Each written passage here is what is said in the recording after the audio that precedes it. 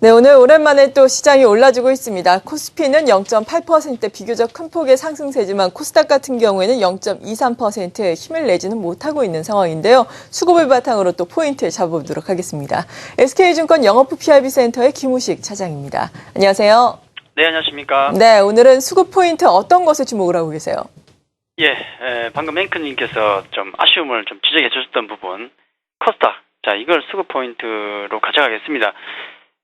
굉장히 많이 힘드시기 때문에 지금 어느 정도 어떤 상황인지 또 어떤 이유인지 그리고 또 어떤 우리가 전략을 세워야 될지 이 부분에 대해서 수급을 중심으로 코스닥 시장 어려운 걸 얘기해야 되겠죠. 뭐 가는 건 얘기하면 뭐 하겠습니까? 자, 최근에 이제 미국 시장은 느낌이 이제 서서히 적응을 하고 있다 그렇게 우리가 느낄 수 있어요. 지난번에도 이제 경제 지표가 잘 나왔는데 그럼에도 불구하고 어떤 긴축에 대한 리스크보다도 시장이 경제가 이렇게 살아나는데 무슨 문제가 있겠느냐 그렇게 버티는 모습이었고 이번에도 전날 밤에도 오늘 밤에도 경제 지표가 잘 나왔죠. 자, 그럼에도 불구하고 양적 완화 축소는 아직은 아닌 것 같다. 이건 좀 늦춰질 수 있지 않겠느냐. 내년 초 정도로 늦춰지지 이번 아닌 것 같다. 그런 분위기. 자, 그러다 보니까 미국 시장이 반등이 나온 거죠. 다우지수는 사실 좀 더 밀려도 됩니다. 밀려도 추세 전혀 문제가 없는데 자, 그런 모습에서 우리 또 반등이 나와버리니까 반갑죠. 자, 글로벌 증시는 이렇게 이제 안정을 찾아가고 있고, 우리 거래소도 역시나 마찬가지로 또 중요한 자리에서 반등이 나오죠. 1950에 대한 어떤 사수 의지는 보이는 것 같습니다. 반갑죠. 근데 문제는 아쉬운 점은 역시나 이 코스닥 시장 아직도 헤매고 있고, 또 많은 투자자 여러분께서 거기에 또 엮여 있기 때문에 어렵습니다. 그래서 수급이 가장 문제인데 이걸 제가 한번 살펴보도록 하겠습니다. 거래소 수급 주체는 우리가 잘 아시다시피 외국인이거든요. 오늘 외국인이 또 반짝 플러스권에 들어오니까 얼마나 우리 증시가 반색을 합니까? 그래서 거래소 수급 주인은 외국인이다 그렇게 보시고, 자, 코스닥을 그림과 함께 좀 보시겠는데 지금 어떤 도대체 흐름인가?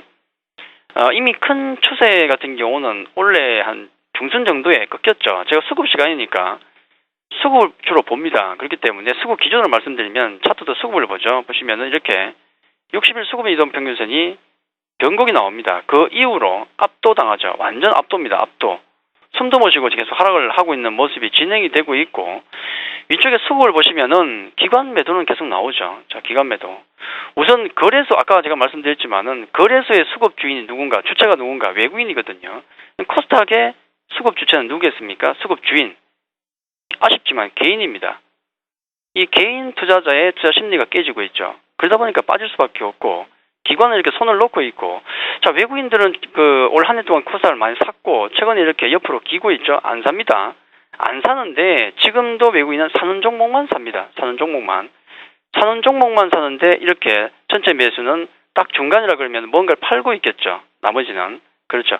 그렇기 때문에 수급은 외국인 수급도 안 좋은 겁니다. 해서 이 수급 주체인 개인들만 애를 먹는 거죠. 지금도 보시면은 굉장히 그런 국면이기 때문에 어려운 부분을 보여주고 있고, 이 국면이 얼마나 지속될 것이냐는 가늠은 하셔야 되겠죠. 아마 예상하기에는 제가 보기에는 한두 달 코스 정도는 기다리고 있다. 시장이 안정될 때, 그러니까 이 60일 선이 이렇게 돌아 나올 때, 이때쯤에서 비중을 늘리는 게 맞거든요. 그렇게 본다 그러면은 이 코스는 짧으면 1개월에서 한 2개월 코스가 나올 가능성이 높습니다. 가지고 있으신 분들 같은 경우는 뭐 답이 없어요. 지금 상황에서는. 그런 경우에 우선은 이런 경우에는 도망가는 게 우선이고요. 지금은 아닙니다. 반등이 나올 때 조금 비중을 줄이는 게 맞고, 그 이후에 시장이 안정이 되면 그때 재진입하는 게 맞습니다. 해서 일단은 비중을 언제 줄일 것인가를 좀 고민을 하시고, 그 이후에 안정이 될 때 재진입하는 게 일단 맞지 않을까. 일단 첫째는 펀더멘털 점검하시고 전략은 그 정도로 삼으시는 게 좋지 않을까 그렇게 말씀을 드리겠습니다. 네, 일단은 코스닥 시장 반등 시에는 개인의 입장에서는 비중을 좀 줄여드는 것이 지금 현재 입장으로는 좋겠다라고 말씀해 주셨는데, 거래소 시장의 수급도 좀 살펴보겠습니다. 일단 물론 큰 폭은 아니지만 외국인과 기관의 양매수가 들어오고 있는데요. 업종별로 종목별로는 어떤가요? 굉장히 반갑죠. 지금은 거래소 시장도 우리가 한푼이 아쉽습니다. 그래서 100억 들어오니까 이렇게 반성을 하지 않습니까?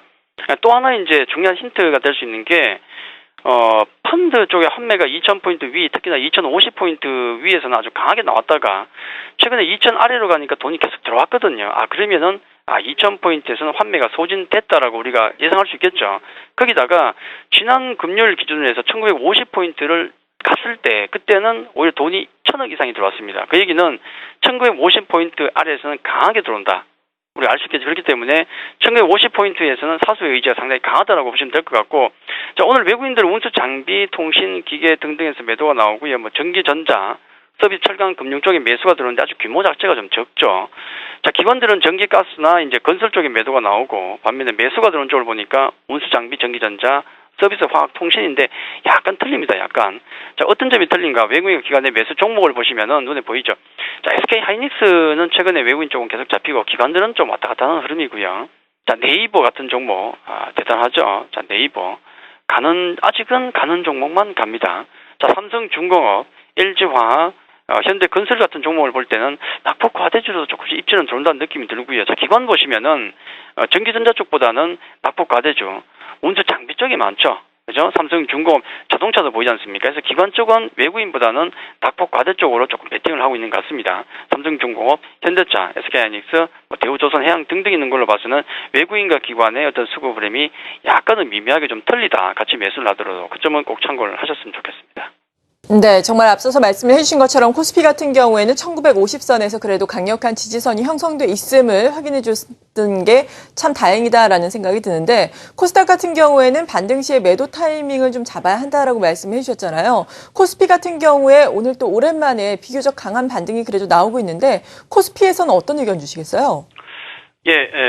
박스권입니다. 우리가 2050, 60 이전 상당히 무겁죠. 환매가 많이 쏟아지는 자리니까. 또 반대로 유입이 되는 자리는 1950에 유입됩니다. 그러면 그 박스권이죠. 아래 1950, 이쪽은 2060 정도 포인트가 되는데 여전히 그 박스가 유지가 되고 있지 않습니까? 그러면은 그 박스권 전략은 그대로 가시면 되는 겁니다.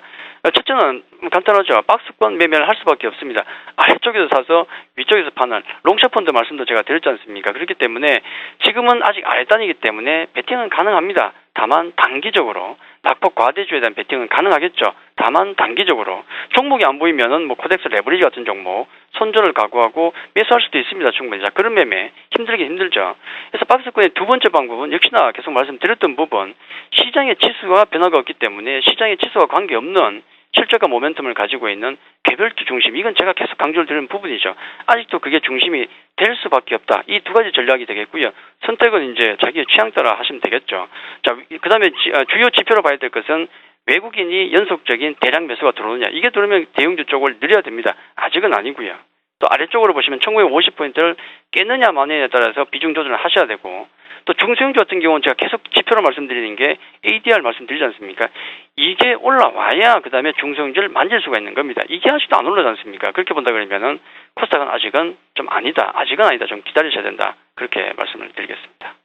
네, 그렇군요. 이렇게 수급을 바탕으로 오늘도 투자 전략 자세하게 세워봤고요. SK증권 영업부 PIB센터의 김우식 차장과 함께했습니다. 감사합니다. 감사합니다.